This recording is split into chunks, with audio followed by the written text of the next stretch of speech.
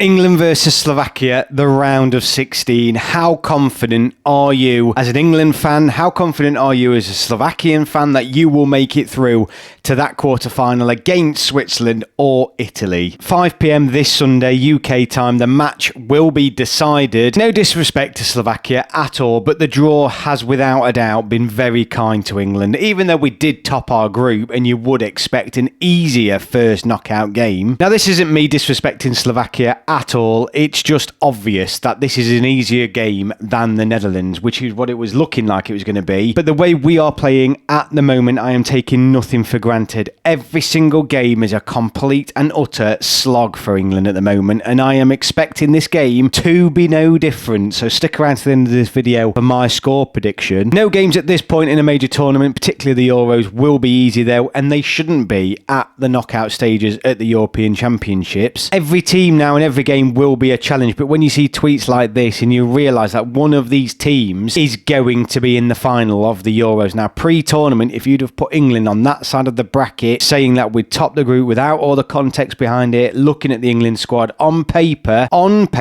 England should be in the final. But when you realise teams such as Spain, Germany, France, Portugal, Belgium are all on the other side of the draw, come on. Nobody can say that England fans are yet again getting carried away, because even the biggest neutral out there would look at this draw and think England have a great chance of reaching that final now. On paper, you have to believe that England do have a phenomenal chance. However, that is on paper, and I wish we were going off paper, because actually in real life, England have been appalling. Absolutely appalling. But so have almost everybody else in this competition, with the exception of probably Spain and Austria, the two informed teams in this contest. Everyone else is beatable. In fact, Spain and Austria are completely beatable as well. I think England only have one way to go. We can't play any worse. We know we're going to be solid at the back, which is something I never thought I would be saying before this competition started, but we look absolutely pucker at the back. But if a team does score against us, and I mean absolutely anybody, we are in a lot of trouble. If we go 1-0 down against Slovakia on Sunday night, it's going to feel like Iceland all over again, because we're playing that style of football where if we need a goal, we have shown that we can't really push for it at the minute. There's no attacking intent or flair or creativity whatsoever. So teams will be looking at us,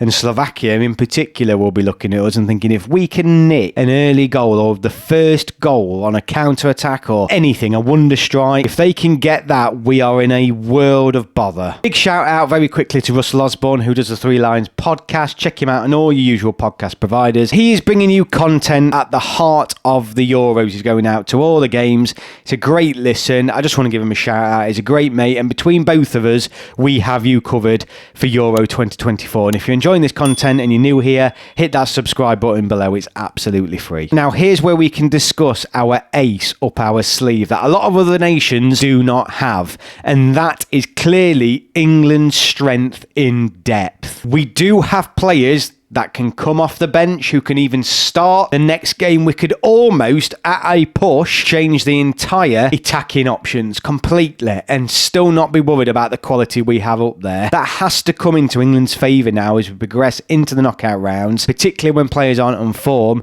We have the ability to say, okay, if you're not doing it, you give it a go. We saw glimpses of that from Palmer and Gordon when they came on. We've seen glimpses of it from Ollie Watkins when he's been given an opportunity as well. Kobbie Mainoo as well seems to be the answer for that centre mid area, and that's a reflection of how lucky Southgate has been, particularly in that central midfield area where we've clearly struggled to fill it. Trent's come in, Gallagher's come in, he's now brought in Mainoo, and he's only been able to do that because England have such an abundance of talent. So we can literally just swap cards out and hopefully some stick. So we have to see some changes in this game on Sunday, and I believe genuinely that any changes England do make now are only going to have a positive impact on this team. It is already rumoured that Mainoo is starting on Sunday. And obviously there's cause for Gordon and Palmer to come in. I don't know if both will come into that team, but certainly Gordon, not because of his club form, but because he hugs that left-hand side much better. And England's width on that left in particular has been a real challenge.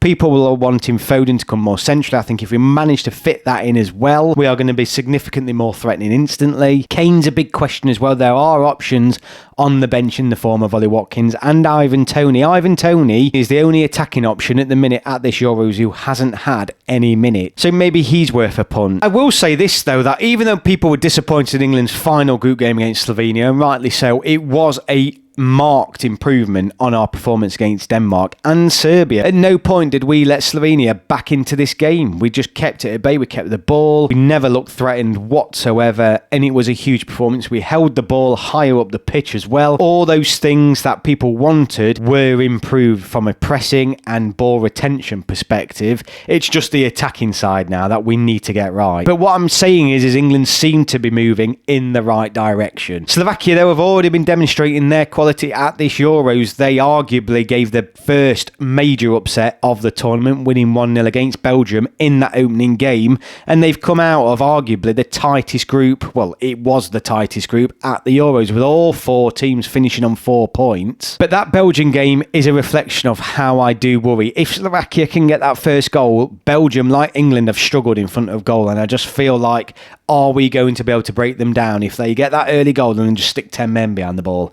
Because we've struggled to do that in our opening group games. Slovakia, though, have lost to Ukraine at this tournament, who have now gone out, and did draw with Romania. The key thing there, though, is that Slovakia did take the lead in both of those matches and then later conceded it, and in obviously Ukrainians' position, they went on to lose the match. In the 6 previous games between each other, England have won 5 of those 6 games, drawn only once, conceded only 3 times, and scored 11 goals against Slovakia. So historically, England do have a massive edge here. Look, we are clear favourites. Even the Slovakians will be saying that. Of course, they will still have hope, but no football fan is coming to this game thinking England are anything but favourites to progress here. But we are playing as England our worst football in nearly 10 years. Certainly our worst football under Gareth Southgate. We are bang out of form. 2 wins out of our previous 8 matches says exactly all you need to know in terms of where England are at the moment. There has never been a better time to play England in a knockout game under Gareth Southgate. So Slovakians will be looking at that, looking how easy it's been for those other teams, looking how they've set up, and they'll be daft just not to copy that really and hope that they can nick a goal or even go to penalties. They are well in with a shout here of progressing if England do not improve. Southgate seems to have no idea what our best 11 is yet. The boys look lost on the field. The system isn't working. They don't know where to find each other. They don't know where to expect to find each other. But again, the saving grace for England at the minute is that back line. We look so solid at the back. If England do not progress from this round of 16, it will be like Iceland all over again. It'll be as bad, if not maybe worse, actually, given the talent pool that Southgate has available to himself. So it doesn't bear thinking about. It does not bear thinking about that England will not progress from this match. And that, again, isn't me writing Slovakia off. It's just looking at what is available to both coaches here. The knockout rounds are a fresh start. I know that's what Southgate will be telling the lads and what they'll be telling themselves as well. I think England are going to win this game. Obviously, I believe England will win 2-0. I hope we bring some new energy with the changes we are probably going to be making for this match, and that back line just stays exactly as it is. And I think 2-0 would be a